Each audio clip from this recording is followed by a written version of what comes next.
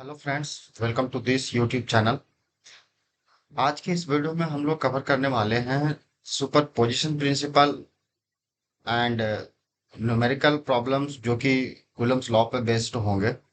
इसके अलावा जो लास्ट वीडियो में हम लोगों ने डिस्कस किया था कूलम्स लॉ क्या है एंड उसके वेरियस फॉर्म्स, जो कि Coulomb's law in vector forms का बात करा था हम लोगों ने। Coulomb's law in terms of position vectors, कैसे हम लोग फोर्स का वैल्यू को कैलकुलेट करते हैं। तो यहाँ तक हम लोगों ने लास्ट वीडियो में कवर कर चुका है। तो आज के इस वीडियो में हम लोग कुछ जो न्यूमेरिकल प्रॉब्लम करने वाले हैं वो कूलम्स लॉ के ही एप्लीकेशन होंगे। लेकिन उससे पहले जो लास्ट वीडियो में हम लोग कवर नहीं कर पाए थे, दैट इज सुपरपोजिशन प्रिंसिपल। आज उस सुपरपोजिशन प्रिंसिपल को हम लोग कवर अप करके न्यूमेरिकल सेशन की तरफ मूव करने वाले हैं।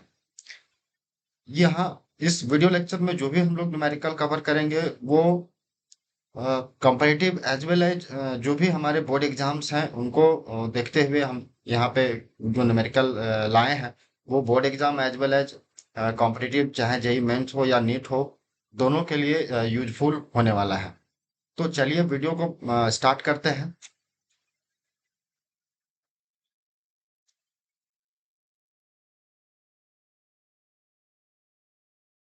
तो आज का जो टॉपिक है वो है द सुपर पोजिशन प्रिंसिपल। बहुत ही सिंपल प्रिंसिपल है, लेकिन थोड़ा सा समझना है। द सुपर पोजिशन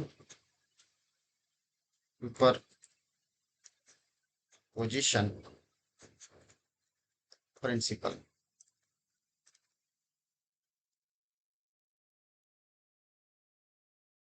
तो फ्रेंड्स, जैसा कि हम लोग लास्ट वीडियो में देखे थे कि कूलम्स लॉ से जो फॉर्मूला डिराइव हुआ था कि फोर्स किसी भी दो चार्ज पार्टिकल यदि किसी सेपरेशन पे रखे हुए हैं तो उस पे फोर्स लगने वाला जो फोर्स होगा उसके वैल्यू को हम लोगों ने कैलकुलेट किया था।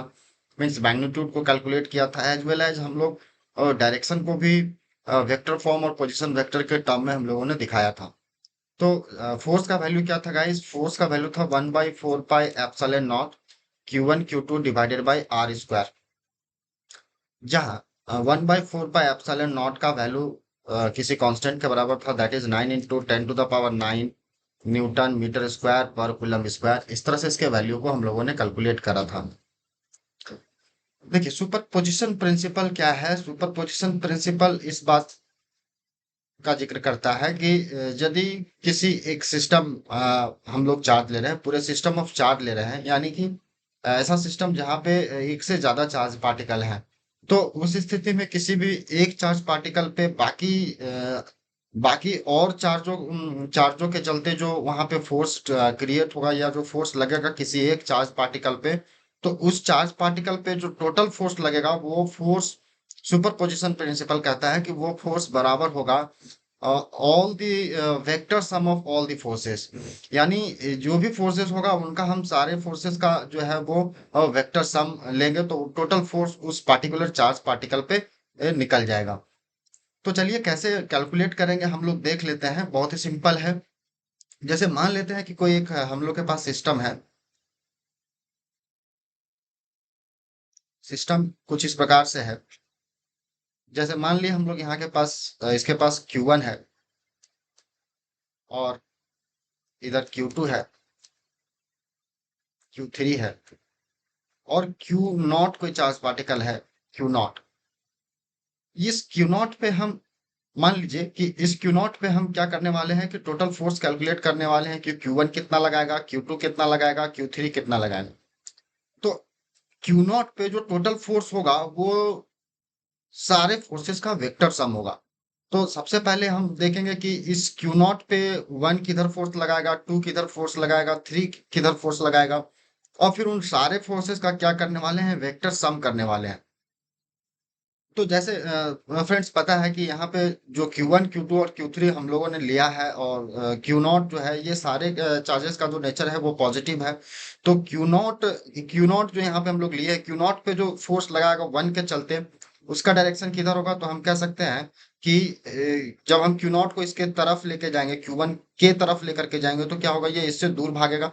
यानी Q0 का जो डायरेक्शन होगा सॉरी, Q1 का जो फोर्स जो 1 लगेगा Q0 पे, वो उसका डायरेक्शन हम लोग कुछ इस तरह से दिखा सकते हैं। मैं कलर चेंज करके दिखा दे रहा हूँ। तो यहाँ पे जो इस पे फोर्स लगेगा उसका डायरेक्शन कुछ इधर के तरफ होगा। यानी फोर्स जो लगेगा इसमें 1 पर, सॉरी 0 पे, फोर्स ऑन 0 किसके चलते, 1 के चलते, तो उसका डायरेक्शन कुछ इधर होगा। उसी प्रकार से उसी प्रकार से यदि हम लोग फोर्स कैलकुलेट करते हैं Q0 पे, Q2 को चल Q2 के चलते, तो इसको उसके तरफ लेकर के जाएंगे तो यहाँ पता चल रहा है कि फिर से यहाँ ये पॉजिटिव चार्ज है, तो इस Q0 को जब Q2 की तरफ लेकर के जाएंगे तो ये उससे दूर भागेगा। यानी फिर से यहाँ पे जो फोर्स लगने वाला है वो इस डायरेक्शन में लगेगा। यानी यहाँ पे फोर्स जो लगा वो 0 पे लगा। किसके चलते लगा, तो 2 के चलते लगा। इसी तरह ये इस Q3 के चलते भी इस पे Q0 पे फोर्स लगेगा। उसका वैल्यू किधर होगा, अब आप ऑब्वियसली बता सकते हैं कि इसका डायरेक्शन किधर होगा। फिर से इस Q0 को Q3 के तरफ लेकर के आएंगे तो उसका डायरेक्शन फिर से ये क्या करेगा, इसको रिपेल करेगा, तो इसका डायरेक्शन इधर कुछ होने वाला है। तो इस पे जो फोर्स लगेगा वो 0 पे लगा है, किसके चलते, 3 पे लगा है। तो फ्रेंड्स, यहाँ पे हम लोगों ने ये देखा कि जो Q0 पे जो फोर्सेस लग रहा है वो तीनों अलग अलग डायरेक्शन में है। तो इन अलग अलग फोर्सेस को हम लोग कैसे जोड़ेंगे, तो यहाँ पे तीनों अलग अलग फोर्स हैं, मीन्स 3 वेक्टर्स हैं हमारे पास, और 3 वेक्टर्स का समेशन करने के लिए हमको क्या करना पड़ेगा, यहाँ पे वेक्टर समेशन का मदद लेना पड़ेगा, जहाँ पे triangle law of vector addition use हो सकता है। तो चलिए, इसका फॉर्मूला क्या होगा पहले हम लोग डिराइव कर लेते हैं। तो हम ऐसे बोल सकते हैं कि फोर्स ऑन, जो इस पे चार्ज पार्टिकल पे जो होगा, फोर्स ऑन 0, तो इस पे क्या हो जाएगा, 1/4 पाई एप्सिलॉन नॉट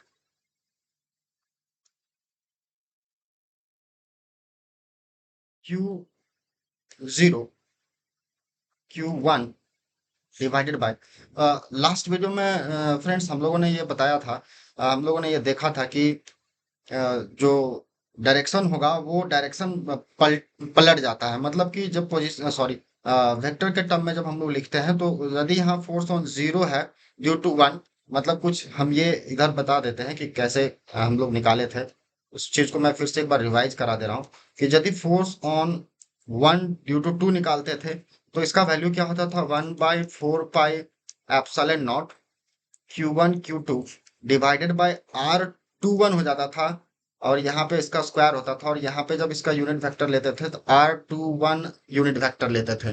तो ये तो तरीका था जब हम लोग इसको वेक्टर के टर्म में लिखते थे। तो यहाँ पे हम इसको वेक्टर के टर्म में ही दिखा रहे हैं। तो इसका जो फोर्स लेंगे हम लोग 0 पे ड्यू टू 1, तो यहाँ पे क्या हो जाएगा, R10 हो जाएगा, इसका स्क्वायर हो जाएगा। और इसी तरह से R10 का यूनिट वेक्टर हो जाएगा, प्लस उस तरह से Q0 पे ही फोर्स लग रहा है लेकिन 2 के चलते लग रहा है, तो Q0 Q2 हो जाएगा।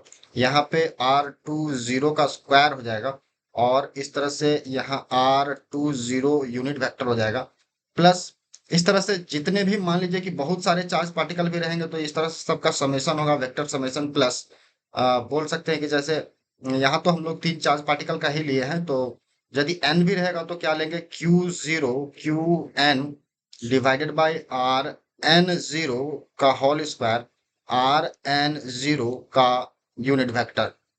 तो इस तरह से हम लोग यहाँ पे इसको एक नोटेशन दे करके भी लिख सकते हैं, ताकि इतना बड़ा ना लिखना पड़े।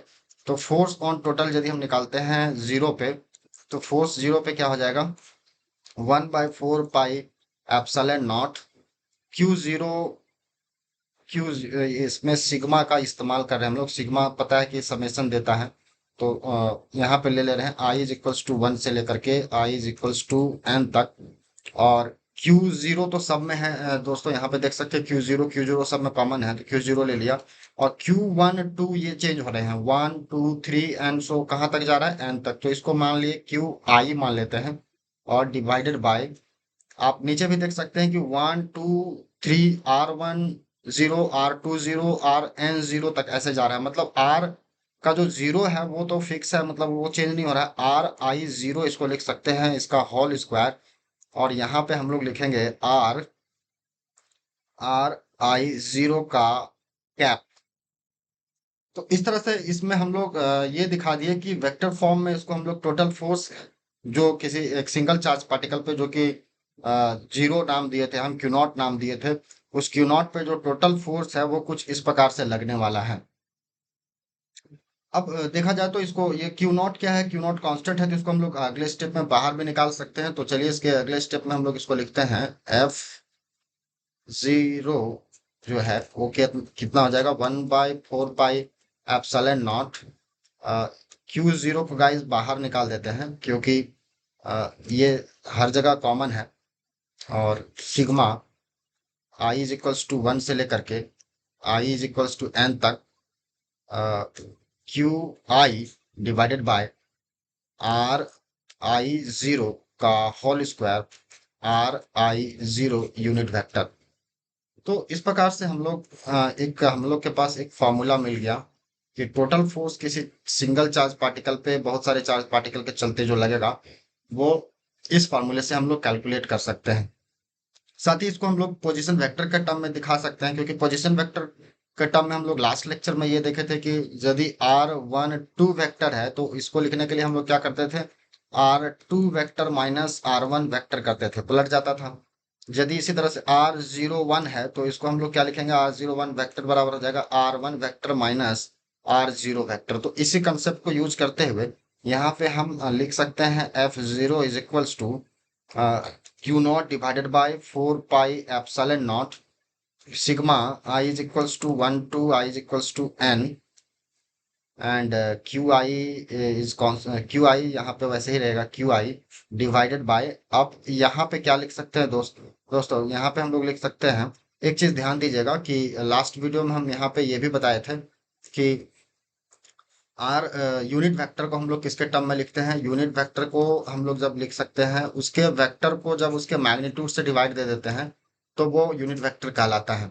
यानी यूनिट वेक्टर सिर्फ डायरेक्शन को फाइंड करने के लिए ही हम लोग लिखते हैं। तो यहाँ पे इस चीज को यदि हम क्या करते हैं, इसको वेक्टर के फॉर्म में चेंज करेंगे तो आर आई जीरो को हम लोग लिख सकते हैं are I zero vector divided by R I zero का मैग्नीट्यूड। तो उस चीज को मैं यहाँ डायरेक्टली लिख रहा हूँ कि इस तरह से इसको मैं लिख सकता हूँ कि आर आई जीरो का होल क्यूब हो जाएगा ये उस स्थिति में, और ये क्या हो जाएगा, आर आई जीरो का ये वेक्टर हो जाएगा।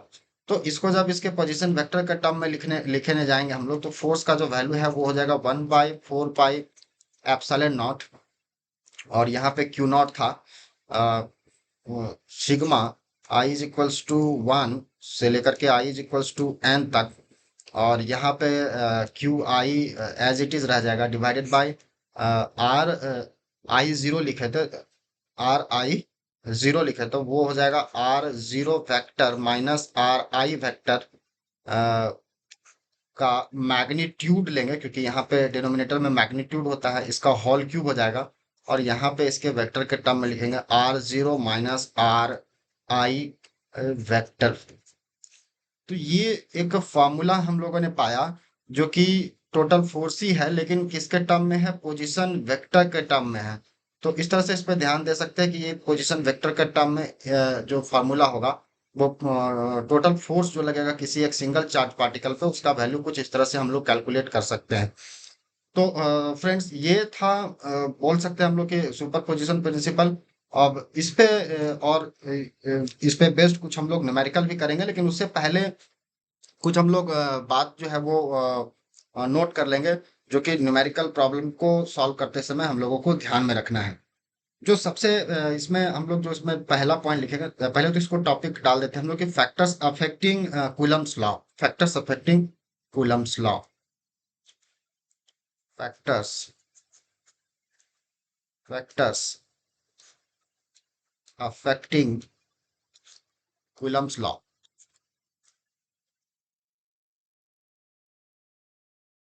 क्या क्या फैक्टर्स हो सकते हैं।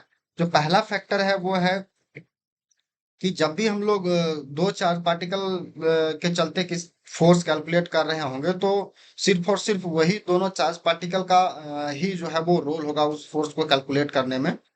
ऐसा नहीं है कि उसके आसपास यदि कोई दूसरा चार्ज पार्टिकल है या कोई और भी चार्ज पार्टिकल है तो उसका कोई योगदान होगा या उसका कोई उसके चलते कोई इफेक्ट पहुंचने वाला है। यानी बोल सकते हैं कि सिंपल से लैंग्वेज में हम लोग बोल सकते हैं कि जब हम लोग फोर्स निकाल रहे होंगे between the two charge particle तो वो किसी तीसरे या फिर बोल सकते हैं कि नेबर चार्ज पार्टिकल पे डिपेंड नहीं करेगा। यानी बोल सकते हैं कि electric force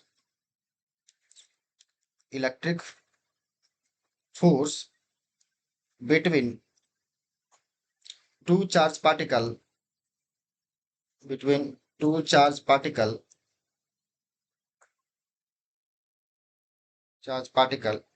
does not does not depend on the the neighboring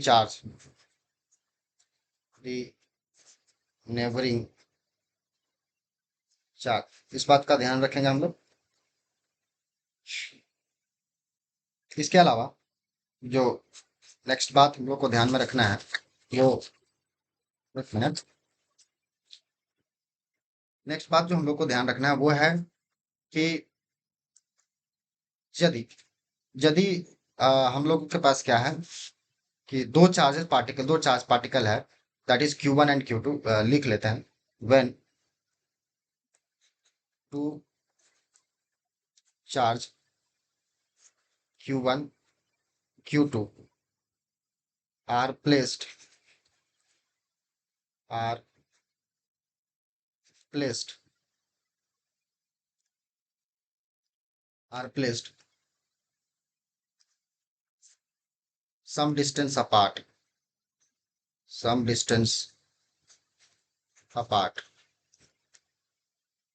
तो जो neutral point is near to या nearer to the smaller charge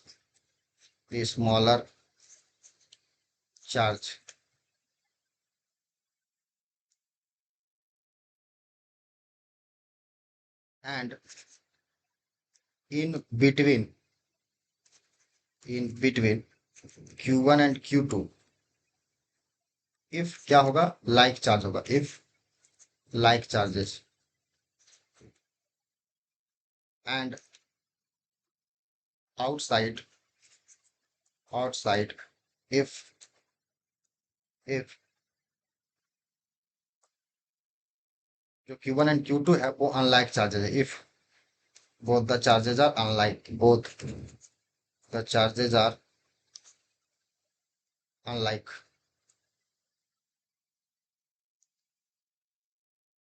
तो इस तरह से कह सकते हैं कि सिंपल से भाषा में यदि इसको बोले कि जैसे दो चार्ज पार्टिकल है Q1 एंड Q2 और ये किसी एक सर्टेन सेपरेशन पे रखा हुआ है, मान लीजिए इनके बीच का जो सेपरेशन है वो R है, और कोई तीसरा चार्ज पार्टिकल है, या बोल सकते हैं कि इन दोनों चार्जेस के बीच में कोई तो ऐसा पॉइंट होगा जहां पे जो नेट फोर्स होगा वो नेट फोर्स क्या काम कर रहा होगा, जीरो काम कर रहा होगा, तो उस पॉइंट को हम लोग बोलते हैं न्यूट्रल पॉइंट। तो जो इन चार्जेस के चलते जो न्यूट्रल पॉइंट होगा वो या तो Q1 Q2 के बीच में होगा या तो Q1 Q2 से बाहर भी हो सकता है, लेकिन इसका कंडीशन ये है कि Q1 Q2 से बाहर कब होगा और बीच में कब होगा। Q1 Q2 के बीच में तब होगा जब जब बोल सकते हैं कि Q1 और Q2 का जो नेचर है वो सेम नेचर होगा, यानी या तो दोनों प्लस होंगे या तो दोनों नेगेटिव चार्जेस होंगे। तो उस स्थिति में जो Q का जो चार्ज मतलब जो थर्ड चार्ज है, या बोल सकते हैं कि जो पोजीशन होगा, इक्विलिब्रियम पोजीशन होगा, वो Q1 और Q2 के बीच में होगा। That is the neutral point हम लोग कह रहे हैं। यानी ए और बी यदि इसका दो पॉइंट है तो सी यहाँ पे जो न्यूट्रल पॉइंट होगा वो इन दोनों के बीच में होगा। और ये न्यूट्रल पॉइंट इधर भी शिफ्ट हो सकता है यदि Q1 और Q2 क्या हो, अनलाइक चार्जेज हो। तो न्यूट्रल पॉइंट इसके अंदर भी हो सकता है और इसके बाहर भी हो सकता है। तो इस पॉइंट में हम लोग यही डिस्कस करना चाह रहे हैं। इसके बाद जो नेक्स्ट बात है वो नेक्स्ट बात कुछ इस प्रकार से है कि यदि हम लोग के पास क्या है, थ्री चार्ज का सिस्टम है, तो ऐसा पॉसिबिलिटी नहीं है कि हर एक चार्जेस जो है वो इक्विलिब्रियम में हो। यानी इसको लिख सकते हैं हम लोग कि for three charge system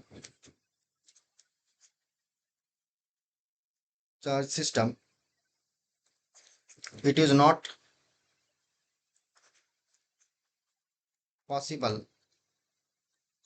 it is not possible that all the charges, all the charges are in equilibrium, in stable equilibrium, stable equilibrium। इस प्रकार से इस बात को भी हम लोग ध्यान में रख सकते हैं। चलिए अब बात करेंगे हम लोग इसके बाद कि इक्विलिब्रियम पॉइंट को हम लोग फाइंड कैसे करेंगे। यदि दो चार्जेस रखा हुआ है, तीन चार्जेस रखा हुआ है, तो इक्विलिब्रियम पॉइंट या वो पॉइंट जहां पे नेट फोर्स जीरो लग रहा है उस पॉइंट को हम लोग कैसे फाइंड आउट करेंगे, या उस पॉइंट पे कितने चार्ज को हम लोग रखेंगे कि जो नेट फोर्स है वो बाकी के चलते उस पॉइंट पे नेट फोर्स क्या लगे, जीरो लग जाए, यानी नो फोर्स काम करे। तो हम लोग बात करेंगे equilibrium, equilibrium of charge particle, charge particle.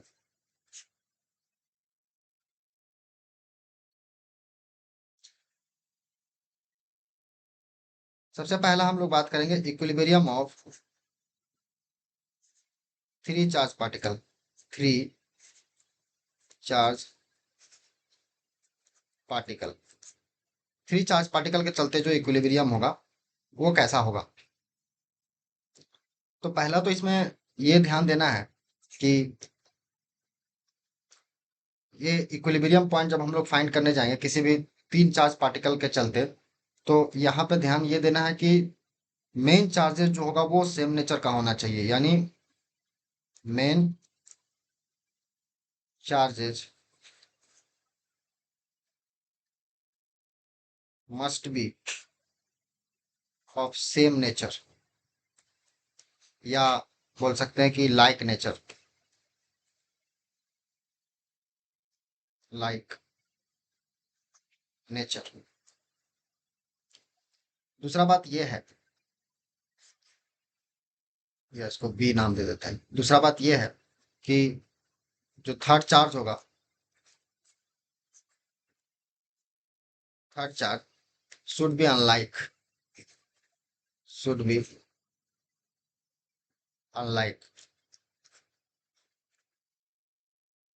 Third charge should be unlike nature. ये क्या बात है, इसको थोड़ा सा मैथमेटिकली हम लोग समझते हैं कि यदि यदि मान लीजिए हम लोग के पास सिस्टम कुछ इस प्रकार से, इसका चार्ज Q1 है और इसका चार्ज Q2 है, और ये दोनों चार्जेस के बीच का कुछ सेपरेशन है, मान लेते हैं वो सेपरेशन क्या है, R है। तो इस पॉइंट पे जो सबसे पहला चीज हम लोग ये देखेंगे कि दोनों चार्जेस क्या है, जो हम लोग मेन चार्जेस लिए हैं दोनों चार्जेस का नेचर सेम होना चाहिए, यानी ये यदि प्लस है तो ये भी प्लस होना चाहिए। तो जो इक्विलिब्रियम पॉइंट होगा वो इन दोनों के बीच में होगा, Q1 Q2 के बीच में होगा। अब उसका जो वैल्यू होगा, दैट इज पॉइंट, हम बोल सकते हैं कि मान लीजिए कि यहाँ पे है, इस पॉइंट का नाम है ए, इस पॉइंट का नाम है बी, और ये पॉइंट है सी।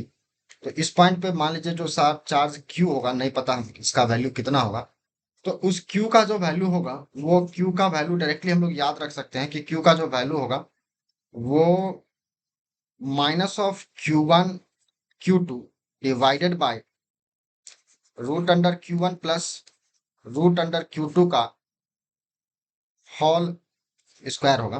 तो ये तो मैग्नीट्यूड हो गया चार्ज का। जो तीसरा चार्ज पार्टिकल होगा उसका वैल्यू कितना होगा कि जो नेट फोर्स है उस पॉइंट सी पे, वो नेट फोर्स कितना हो, जीरो हो। तो ये तो क्यू का वैल्यू है, लेकिन कितना दूरी पे रखेंगे, यदि मान लीजिए कि इस क्यू का दूरी, स्मॉल क्यू का दूरी एक्स डिस्टेंस पे है Q1 से, तो x का जो वैल्यू होगा वो x का वैल्यू हम लोग डायरेक्टली लिख सकते हैं कि root under Q1 upon root under Q1 plus root under Q2 into r होगा। अब देखिए ये जरूरी नहीं है कि हम लोग इस फॉर्मूले को याद रखें, क्योंकि इस पे बेस्ड तो हम लोग न्यूमेरिकल करने ही वाले हैं। लेकिन इसका तरीका क्या होगा, तो इसका तरीका हम लोग देखेंगे न्यूमेरिकल के थ्रू कि तरीका कैसे हम लोग फाइंड करते हैं कि जो थर्ड चार्ज हम लोग किस पॉइंट पे प्लेस करेंगे कि वो उस पॉइंट पे जो नेट फोर्स है वो जीरो एक्ट करे, और कितना दूरी पे होगा उस चीज को भी हम लोग कैलकुलेट करेंगे। इसी सेशन में हम लोग एक न्यूमेरिकल भी इस प्रिंसिपल पे बेस्ड, इस कंसेप्ट पे बेस्ड हम लोग न्यूमेरिकल भी करने वाले हैं। लेकिन लेकिन उससे पहले या चलिए पहले हम लोग क्वेश्चन ही कर लेते हैं, फिर इसके बाद का जो कंसेप्ट है उस पे हम लोग आगे बढ़ेंगे। चलिए मैं इसका क्वेश्चन करा देता हूँ।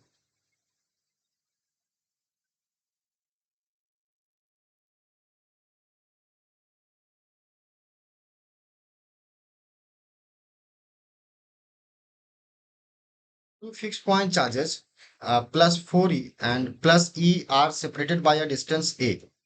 तो यहाँ पे इसका थोड़ा हम लोग फिगर ड्रॉ कर ले। दो चार्ज पार्टिकल हैं, कलर चेंज कर लेते हैं।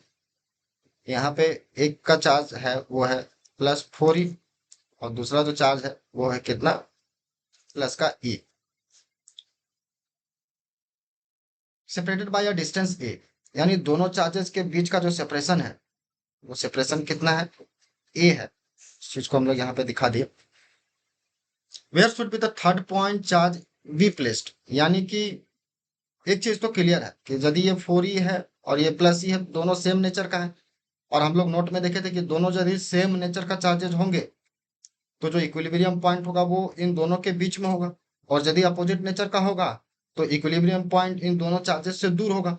तो इस स्थिति में दोनों सेम चार्जेज हैं, मतलब कि दोनों का नेचर सेम है, तो जो इक्विलिब्रियम पॉइंट होगा वो इन दोनों के बीच में ही होगा।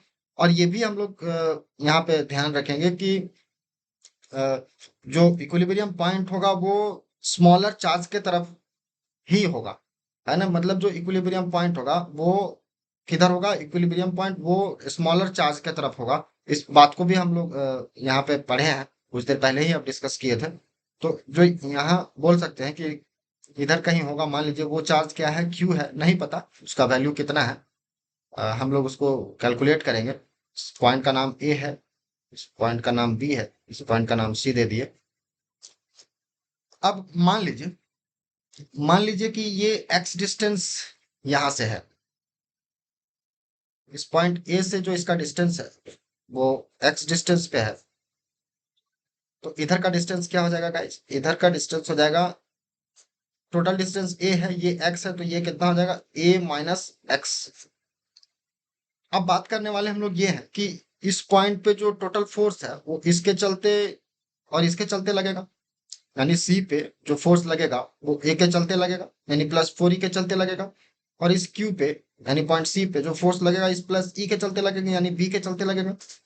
लेकिन ये बात पता है कि क्यू को हमको किस में रखना है, इक्विलिब्रियम में रखना है, क्योंकि सवाल में वही है, 2 point charges plus separated by where should be the point charges should be placed so that it to be in equilibrium, यानी इक्विलिब्रियम में रखना है। तो फोर्स कितना कितना लग रहा है उस वैल्यू को पहले हम लोग कैलकुलेट कर लेते हैं। Force on q due to one कितना लग रहा है, मान लीजिए इसको 1 बोल दिए और इसको 2 बोल दिए। तो force on q due to one कितना लगेगा, 1/4 पाई एप्सिलॉन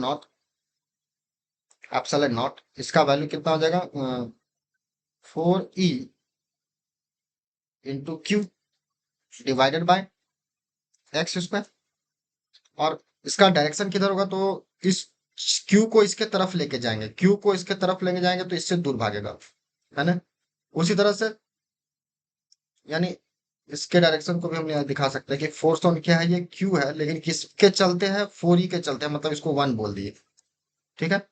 इसी पॉइंट पे अब इसको इसके तरफ लेके जाएंगे तो इससे दूर भागेगा, क्योंकि सिमिलर चार्जेस है। इस बार फोर्स जो इधर लगेगा वो फोर्स ऑन क्यू है ड्यू टू 2 के चलते, और इसका डायरेक्शन किधर होगा। तो दोनों यहाँ पे देख सकते हैं कि हम लोग दोनों फोर्सेस क्या है, एक दूसरे के अपोजिट है, तो कहीं ना कहीं एक दूसरे के इफेक्ट को कैंसिल कर रहे हैं। यानी फोर्स ऑन क्यू जो होगा due to 2, 1/4 pi epsilon nought 4, यहाँ पे 4 ही नहीं होगा, मिनट, यहाँ पे हो जाएगा E into Q divided bye ए माइनस एक्स का होल स्क्वायर। ये भी क्या होगा, इस 4e से दूर होगा, और ये भी जो फोर्स है वो इस ई से दूर होगा, तो यहाँ बोल सकते हैं कि डायरेक्टेड अवे फ्रॉम प्लस ई। और ये वाला भी फोर्स क्या है, ये भी फोर्स वही होगा कि अवे होगा, अवे होगा फ्रॉम फोर ई से। इस तरह से बोल सकते हैं कि दोनों फोर्सेस क्या होंगे, एक दूसरे के अपोजिट में होंगे। तो जो नेट फोर्स होगा, क्योंकि इक्विलिब्रियम में रखना है, तो दोनों फोर्सेस को जोड़ के जीरो कर देंगे। या फिर ऐसे भी बोल सकते हैं कि दोनों फोर्सेस एक दूसरे को क्या कर रहे हैं, कैंसल आउट कर रहे हैं। तो अगले स्टेप पे हम लोग इस तरह से इसको लिख सकते हैं कि F1 Q1 जो है वो बराबर होना चाहिए F Q2 के बराबर होना चाहिए, यानी इक्वल एंड अपोजिट होगा। तो 1/4 pi epsilon nought 4E into Q divided by x square is equals to 1/4 pi epsilon nought E into Q divided by A - x का होल स्क्वायर। सारे यहाँ पे कट हो जाएंगे, ई से ई भी कैंसल आउट हो जाएगा और क्यू से क्यू भी कैंसल आउट हो जाएगा। तो यहाँ पे 4/x² का वैल्यू मिलने वाला है 1/a - x² स्क्वायर रूट दोनों तरफ लेंगे तो स्क्वायर रूट लेने से क्या हो जाएगा, ये स्क्वायर रूट लेने से हो जाएगा ये 2 by sorry 2 by 2 by sorry 2 by x is equals to 1/a - x। Cross multiplication कर देंगे तो अगले स्टेप में हो जाएगा ये 2a - 2x is equals to 2a - 2x is equals to x। तो 3x इज इक्वल्स टू हो जाएगा नेक्स्ट स्टेप में 2a। x बराबर हो जाएगा, x बराबर हो जाएगा 2a डिवाइडेड, शायद यहाँ पे नहीं दिख रहा होगा, मैं इस चीज को यहाँ पे कैलकुलेट कर दे रहा हूँ। तो यहाँ से हम लोग बोल सकते हैं कि x का जो वैल्यू होगा वो 2a/3 होगा। तो दोस्तों हम लोगों ने यहाँ पे ये फाइंड कर लिया कि जो इक्विलिब्रियम पॉइंट होगा, यानी थर्ड चार्ज पार्टिकल को हम किस पॉइंट पे प्लेस करेंगे कि जो नेट फोर्स होगा उस पे जीरो लगेगा। चलिए एक सवाल इसी कंसेप्ट पे और करते हैं, और जो अगला सवाल है वो लोग के पास।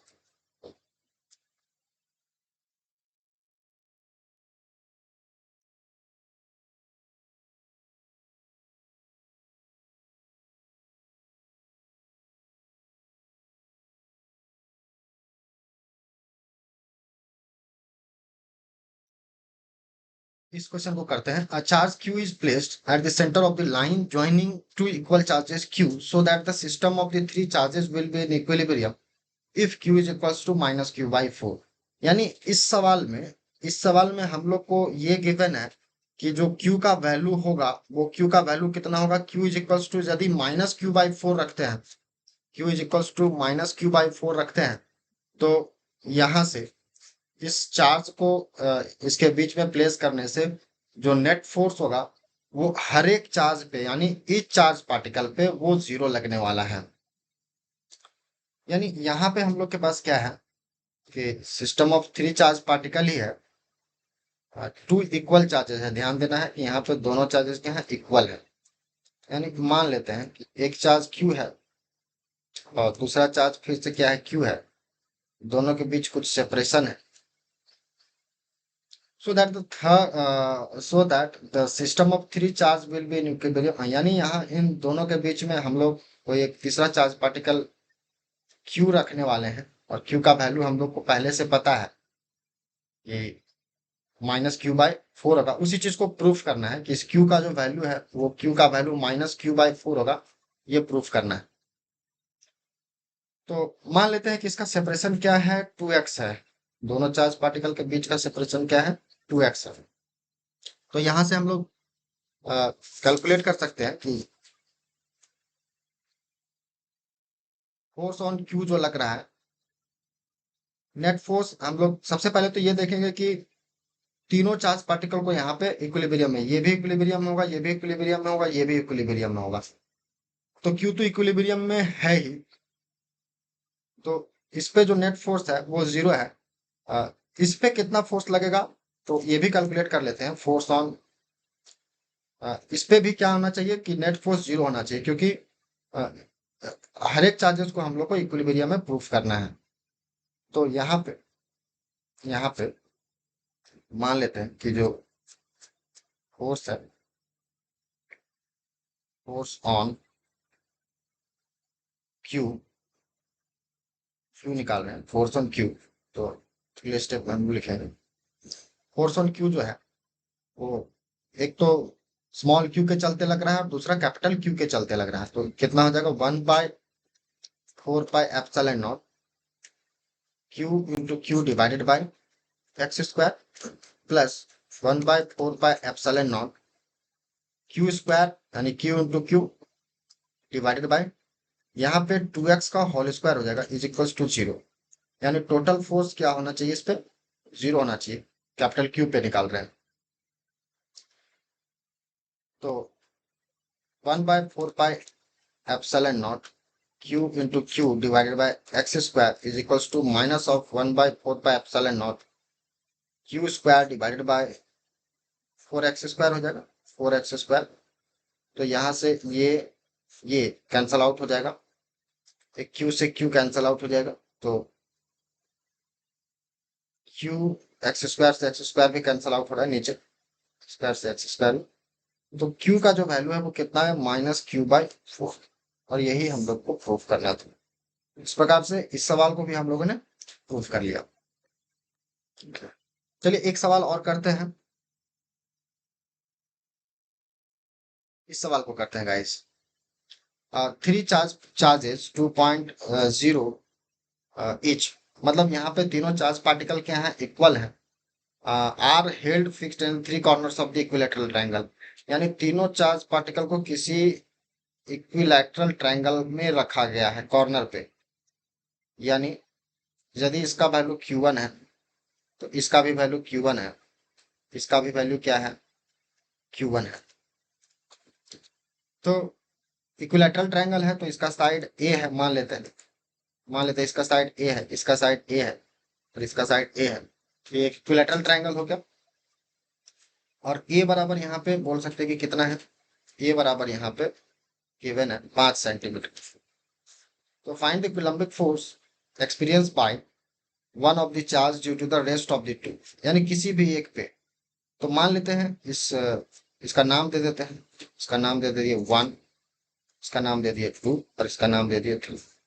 हम फोर्स किस पे निकालना चाह रहे हैं, फोर्स किसी एक पे निकालना चाह रहे हैं। मान लेते हैं वो फोर्स हम 3 पे निकाल रहे हैं, तो 3 पे जब निकालेंगे तो 1 के चलते होगा और 2 के चलते होगा। तो फोर्स ऑन 1 ड्यू टू बोल सॉरी, फोर्स ऑन 3 निकाल रहे हैं तो ड्यू टू 1 के चलते हो। तो इसको उसके तरफ लेके जाएंगे तो इससे क्या होगा, दूर भागेगा, तो इसका फोर्स का डायरेक्शन किधर होगा, इधर होगा, है ना। तो इस पे फोर्स ऑन बोल सकते हैं कि 1 है, सॉरी फोर्स ऑन 3 है ड्यू टू 1। उसी तरह से इसके चलते भी इस पे फोर्स लगेगा, उसकी फोर्स का वैल्यू कितना होगा, इससे इसको इसके तरफ लेके जाएंगे तो इससे क्या होगा, रिपेल करेगा तो इससे दूर भागेगा। इसका वैल्यू कितना हो जाएगा, एफ फोर्स ऑन, वेक्टर लगाएंगे, फोर्स ऑन 3 ड्यू टू 2। अब ये चीज देख सकते हैं कि एक इक्विलैटरल ट्रायंगल है तो ये 60 डिग्री होगा, ये भी 60 डिग्री होगा, हर एक एंगल क्या होगा, 60 डिग्री होगा। तो वर्टिकल अपोजिट एंगल से ये वाला भी जो एंगल है वो 60 डिग्री ही होने वाला है। इसका वैल्यू भी क्या होगा, इसका वैल्यू भी 60 डिग्री होगा। ठीक है। तो अगले स्टेप में हम लोग ये कह सकते हैं कि फोर्स ऑन किस पे निकाल रहे हैं हम लोग, फोर्स ऑन ऑन 3 निकाल रहे हैं ड्यू टू 1 एंड 2। ठीक है। तो फोर्स ऑन 3 निकालेंगे, force on 3 due to 1 and 2। तो एक एक करके वैल्यू को हम लोग कैलकुलेट कर सकते हैं। फोर्स ऑन 3 ड्यू टू 1 कितना हो जाएगा, अभी सिर्फ मैग्नीट्यूड ले रहे हैं तो ये हो जाएगा 1/4 पाई एप्सिलॉन नॉट। क्योंकि चार्जेस यहाँ सेम है तो Q1 किस पे निकाल रहे हैं, 3 पे निकाल रहे हैं, ड्यू टू 1। तो पहले 1 के चलते जब निकालेंगे तो Q1 Q3 होता है, Q1 इंटू Q3 होता है, डिवाइडेड बाय डिस्टेंस कितना है, ए है, तो ए स्क्वायर हो जाएगा, ठीक है। उसी तरह से फोर्स ऑन 3 ड्यू टू 2 जो होगा 1/4 pi epsilon naught Q1, sorry Q3 into Q2 होगा, Q3 इंटू Q2 होगा, डिवाइडेड बाय ए स्क्वायर। लेकिन बट यहाँ पे Q1 बराबर Q2 बराबर Q3 है, तो इसको मान लेते हैं कि Q है। तो फोर्स ऑन 3 ड्यू टू 1 जो होगा वो 1/4 pi epsilon not Q square by A square होगा। उसी तरह से फोर्स ऑन 3 ड्यू टू 2 जो होगा वो 1/4 pi epsilon not Q square divided by A square होगा। तो यहाँ से हम लोग बोल सकते हैं कि ये वाला फोर्स का वैल्यू और ये वाला फोर्स का वैल्यू क्या है, बराबर है। तो अगले स्टेप में देखिएगा कि हम लोग के पास फोर्स किस तरह से काम कर रहा था। फोर्स कुछ इस तरह से काम कर रहा था, फोर्स कुछ इस तरह से काम कर रहा था कि एक फोर्स का वैल्यू इस डायरेक्शन में है, दैट इज इसका डायरेक्शन किधर है, इधर है, F1। और एक फोर्स का वैल्यू इधर है, दैट इज ये भी F1 ही होगा, क्योंकि दोनों फोर्सेस क्या है, बराबर है। तो यहाँ पे F1 बराबर है F2, ये आप बोल सकते हैं F1 बराबर है F2 के मैग्नीट्यूड बाई सिर्फ मैग्नीट्यूड, डायरेक्शन नॉट। इसका एंगल कितना है, 60 डिग्री है, तो ये भी एंगल 60 डिग्री होगा। तो इसका जो वैल्यू होगा वो कितना हो जाएगा, रिजल्टेंट वैल्यू। तो रिजल्टेंट वैल्यू निकालने के लिए हम लोग वेक्टर लॉ यूज करेंगे, ट्रायंगल एडिशन का। तो रिजल्टेंट के लिए हम लोग क्या पढ़ते थे, A square plus B square plus 2ab cos theta, याद करें कॉस थीटा, ये फॉर्मूला था। तो यहाँ से जो रिजल्टेंट निकलेगा वो F square plus 2f into F, और कॉस 60 का वैल्यू कितना हो जाएगा, कॉस 60 का वैल्यू हो जाएगा 1/2, से 1/2 कैंसल आउट हो जाएगा। तो यहाँ से हम लोग को रिजल्टेंट जो वैल्यू मिलने वाला है, रिजल्टेंट होगा √3f के बराबर। तो अगले स्टेप में हम लोग बोल सकते हैं कि जो नेट फोर्स काम करेगा वो 3 पे, रिजल्टेंट फोर्स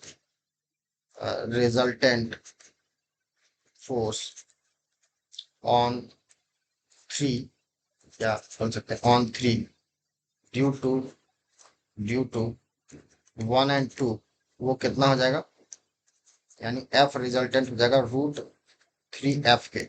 यहाँ पे एफ का वैल्यू कितना है, एफ का वैल्यू है 1/4 pi epsilon not Q square divided by A square. इस वैल्यू को हम लोग कैलकुलेट कर लेते हैं कि एफ का वैल्यू होगा कितना। एफ बराबर हो जाएगा 9 इंटू 10⁻9 Q स्क्वायर। Q का वैल्यू यहाँ सवाल में गिवन था,